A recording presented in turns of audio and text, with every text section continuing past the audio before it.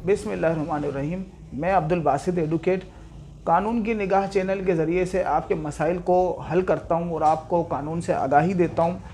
आज की वीडियो जो है वो उन लोगों के लिए है जो अपने मसाइल को जल्द हल करना चाहते हैं, ख़ास तौर से सिविल लिटिगेशन के जो मसाइल हैं उसको हल करना चाहते हैं। तो आज की वीडियो में हम देखेंगे कि स्पेशल ओथ के ज़रिए मसाइल को किस तरह हल किया जा सकता है और स्पेशल ओथ और जनरल ओथ के अंदर क्या क्या मतलब डिफरेंसेस होते हैं, क्या फ़र्क होता है, और स्पेशल ओथ और जनरल ओथ की जो वर्डिंग होती है उसमें क्या फ़र्क होता है। और हम ये देखेंगे कि स्पेशल ओथ की दरख्वास्त दायर करने के लिए क्या तरीक़ेकार है, क्या प्रोसीजर है, किस तरह से हम इसकी एप्लीकेशन को कोर्ट के अंदर फ़ाइल कर सकते हैं। और स्पेशल ओथ की दरख्वास्त जब हम कोर्ट में फ़ाइल करेंगे तो कोर्ट उसका प्रोसीजर क्या एडॉप्ट करेगी, किस किस तरह से उसको सॉर्ट आउट करेगी, उसमें क्या तरीक़ेकार अख्तियार करेगी। और स्पेशल ओथ की दरख्वास्त लगने के बाद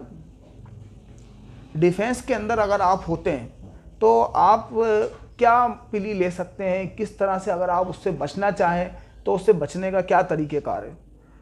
और किन किन केसेस में स्पेशल ओथ लगाई जा सकती है और किन केसेस के अंदर स्पेशल ओथ की एप्लीकेशन नहीं लगाई जा सकती। और फैमिली सूट्स में जो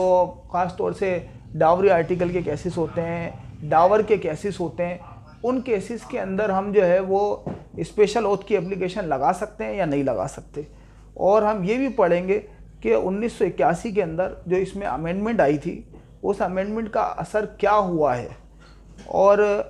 अगर बच्चों से किसी मामले में कुछ एविडेंस ली जाती है, उनसे कुछ पूछा जाता है, ख़ास तौर से कस्टडी के मामले में बच्चों का जो व्यू होता है वो बहुत अहमियत का हामिल होता है। तो बच्चों से अगर कोई एविडेंस ली जाती है तो क्या बच्चों को भी ओथ उठाना पड़ेगी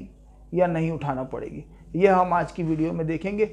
चलते हैं वीडियो की तरफ। ये पुराने दौर की बात है कि जब लोग जो है वो किसी किताब के ऊपर, कुरान के ऊपर, गीता के ऊपर, बाइबल के ऊपर, जो भी उनका मज़हब हो, जो भी उनका फेथ हो, उस पर हाथ रखकर ये कसम खाया करते थे कि मैं जो है इस किताब की कसम खाकर ये कहता हूँ कि मैं जो कुछ भी कहूँगा सच कहूँगा। आज के दौर के अंदर पाकिस्तान में इस किस्म का कोई कानून लागू नहीं होता है। आज जो पाकिस्तान के अंदर कानून है, आज जो कानून का जो प्रोसीजर है वो ये है कि विटनेस जब कोर्ट के अंदर आता है तो विटनेस कोर्ट के अंदर सिर्फ ये ओथ उठाता है कि मैं अल्लाह की कसम खाकर या खुदा की कसम खाकर ये कहता हूँ कि मैं जो कुछ कहूँगा सच कहूँगा, सच के सिवा कुछ नहीं कहूँगा, और अगर मैं झूठ बोलूँ तो मुझ पर अल्लाह का अजाब और कहर नाजिल हो। उसके अंदर किसी किताब पर हाथ नहीं रखना होता है। अच्छा, ये है जनरल ओथ जो हर विटनेस कोर्ट के अंदर लेता है। लेकिन आज के दौर में अभी जो पाकिस्तानी कोर्ट्स के अंदर जो प्रोसीजर एडॉप्ट किया जा रहा है, उस प्रोसीजर के अंदर अगर कोई ये समझता है कि मेरा मैटर जो है वो ओथ के ऊपर डिसाइड कर दिया जाए और मैं भी कसम खाने को तैयार हूँ, सामने वाली पार्टी अगर कसम खा ले तो मैं छोड़ देता हूँ और ये बात ऐसे हो जाती है, तो उसे जो है वो कोर्ट के अंदर एक एप्लीकेशन दायर करना पड़ती है। कोर्ट की प्रोसीडिंग के दौरान आप एक एप्लीकेशन लगा सकते हैं कि मेरा मैटर जो है वो स्पेशल ओथ के ऊपर डिसाइड कर दिया जाए। तो उस एप्लीकेशन का नोटिस जो है वो मुखालिफ पार्टी को होता है।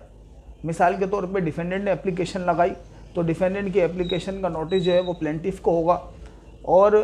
प्लेंटिफ अगर उस पर एक्सेप्टेंस दे देता है, प्लेंटिफ अगर ये कहता है कि हाँ मैं भी राज़ी हूँ, मैं भी कसम खाने को तैयार हूँ, अगर वो कसम खाने को तैयार है तो मैं भी तैयार हूँ, अगर उन दोनों की एक्सेप्टेंस हो जाती है तो एक्सेप्टेंस के बाद उन दोनों की कसम के ज़रिए से यानी ओथ के ज़रिए से मसले को हल किया जाता है और सॉल्यूशन किया जाता है, और केस को जो है वो ऑर्डर कर दिया जाता है, कंक्लूसिव एविडेंस के तौर पर उसको रखा जाता है और मैटर कंक्लूड हो जाता है। अब अगर किसी ने एप्लीकेशन लगाई है स्पेशल ओथ की, प्लेंटिफ ने या डिफेंडेंट ने, और मुखालिफ पार्टी जो है वो कसम नहीं खाना चाहती है, लोगों का अपना फेथ है, अपने अपने मामलात हैं, मसाइल हैं, अपनी अपनी सोच है लोगों की, अपना अपना फ़िक़ा है लोगों का, अगर वो नहीं लेना चाहती है ओथ तो वो कोर्ट के अंदर अगर मना कर दे कि नहीं मैं तो स्पेशल ओथ लेने के लिए तैयार नहीं हूँ, मैं स्पेशल ओथ पर अपने मैटर को डिसाइड नहीं करवाना चाहता, मैं अपने मैटर को एविडेंस के ज़रिए से डिसाइड करवाना चाहता हूँ। तो उसकी जो ये इनकार करना है, उसके इस इनकार का केस के ऊपर किसी किस्म का कोई फ़र्क नहीं पड़ेगा, केस उससे जो है वो ख़राब नहीं होता है। अगर दोनों पार्टीज़ ने एक्सेप्टेंस दिखाई है और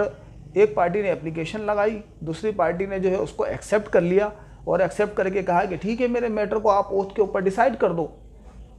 कंक्लूसिव कर दो, कंक्लूड कर दो, तो वो जो कंक्लूड करने की उनकी एक्सेप्टेंस है, उसके बाद वो उस एक्सेप्टेंस से बाहर नहीं निकल सकते।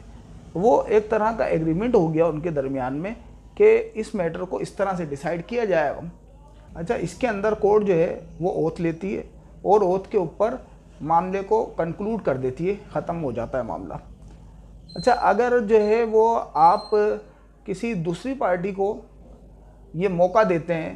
कि मैं ओथ नहीं उठाता, आप ओथ उठाओ, मेरा मैटर जो है वो ख़त्म हो जाएगा, अगर आप ओथ उठा लेते हो तो मैं जो है वो क्लेम से विड्रॉ हो जाऊंगा, आप दूसरी पार्टी को, इसके अंदर जो है अगर आप दूसरी पार्टी को मौका देते हैं और उसको आप ये बोलते हैं कि आप जो है वो ओथ उठाएं और मैं अपने क्लेम से विड्रॉ हो जाऊंगा, अगर आप सच्चे हो आप ओथ उठा लो, आप कुरान पर हाथ रखो, तो अगर ऐसा होगा तो उस सूरत में आप ये समझ लें कि आपने गेम उसके हाथ में दिया है, और अगर उसने ओथ उठा ली तो ये कंक्लूसिव एविडेंस है और इसके ऊपर जो है वो आपका मैटर डिसाइड हो जाएगा, आपके ख़िलाफ़ आर्डर हो जाएगा। कानून शहादत का आर्टिकल 163 जनरल ओथ पर डील करता है, जबकि 1873 1873 ओथ एक्ट जो है वो स्पेशल ओथ के ऊपर डील करता है। उसमें स्पेशल ओथ के बारे में जो भी प्रोसीजर है और जो भी मामलात हैं वो बताए गए हैं। इस पर साइटेशन है NLR 1999 AC 278। अगर एक पार्टी ने ओथ के लिए ऑफ़र दिए और दूसरी पार्टी ने एक्सेप्ट कर लिए तो वो दोनों पार्टीज़ जो है वो अपने उससे पीछे नहीं हट सकती हैं। उन्होंने जो है वो उसके ऊपर अब एक तरह का एग्रीमेंट हो गया है कि उनमें से कोई एक पार्टी पीछे हट जाएगी तो दूसरी पार्टी जो है ना वो कुछ नहीं कर सकती, ऐसा नहीं है। जब एक पार्टी ने दरख्वास्त लगाई, दूसरे ने एक्सेप्ट कर ली, तो अब दोनों को उसके ऊपर कारबंद होना पड़ेगा। ये बात डिसाइड हुई है 2005 PLD लाहौर 304 में। और फैमिली केसेस के ऊपर स्पेशल ओथ एक्ट जो है 1873 ये एप्लीकेबल होता है। ये बात डिसाइड हुई है 2000 YLR 2284 में। इसमें मैं एक अहम बात और एक अहम सजेशन अपने सुनने वालों को ये देना चाहता हूँ कि सिविल मैटर्स के अंदर जिसमें आप ये समझते हैं कि आप हक पर हैं, लेकिन ये जो है वो केस बहुत ज़्यादा तवील हो गया है या केस बहुत ज़्यादा तवील चलते हैं और मैं जो है वो सफ़र हूँगा, इस वजह से मैं केस को छोड़ना चाहता हूँ, या फिर आप ये समझते हैं कि ये जो केस है वो इसके अंदर मेरी फैमिली बीच में इन्वॉल्व है और जो है ना मेरी वाइफ को, मेरे बच्चों को, मेरी बेटी को कोर्ट के अंदर आना जाना पड़ता है, हम परेशान हो रहे हैं, इस वजह से मैं केस से विड्रॉ हो रहा हूँ। तो इस तरह की अगर सूरत हाल हो और आप ये समझते हो कि मैं जो है वो कसम भी खा सकता हूँ, मैं इतना सच्चा हूँ, मैं स्पेशल ओथ भी ले सकता हूँ, मैं कुरान पर भी हाथ रख सकता हूँ,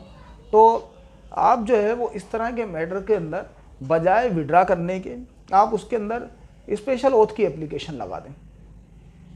कि इसने ये सामान मुझे दे दिया, मेरा सामान या नहीं दिया, और बाकी ये मेरा सोना जेवरात जो हैं वो इसके पास मौजूद हैं और इसने मुझे देने हैं। इस बात को डिसाइड करने के लिए स्पेशल ओथ के ऊपर डिसाइड कर दिया जाए। आप अगर वैसे ही अपने केस से विड्रा हो रहे हैं इस वजह से कि मेरी फैमिली सफ़र कर रही है, मैं सफ़र कर रहा हूँ, मुझे कोर्ट के चक्कर लगाना पड़ रहे हैं, तो आप उसको छोड़ने के बजाय आप उसको स्पेशल ओथ पर डिसाइड करवा लें। जब आपका मैटर स्पेशल ओथ पर डिसाइड होगा तो आपकी उसके अंदर एविडेंस होगी और मामला डिसाइड हो जाएगा। फैमिली सूट्स के अंदर आम तौर से लड़की वाले जो होते हैं वो इस मामले में मजबूर होते हैं कि उसने जो जहेज़ का सामान था वो थोड़ा बहुत सा दे दिया या टूटा फूटा दे दिया, बाकी सामान हमारा अपने पास रोका हुआ है उसने। और कभी कभी ऐसा भी होता है सूट्स के अंदर कि लड़की जब घर से छोड़कर जाती है तो वो घर का बाकी सारा सफाया करके चली जाती है, घर से सारी चीज़ें लेकर निकल जाती है, वो अपने घर ले जाती है और वहाँ जाके जो है वो खुला का सूद फाइल कर देती है।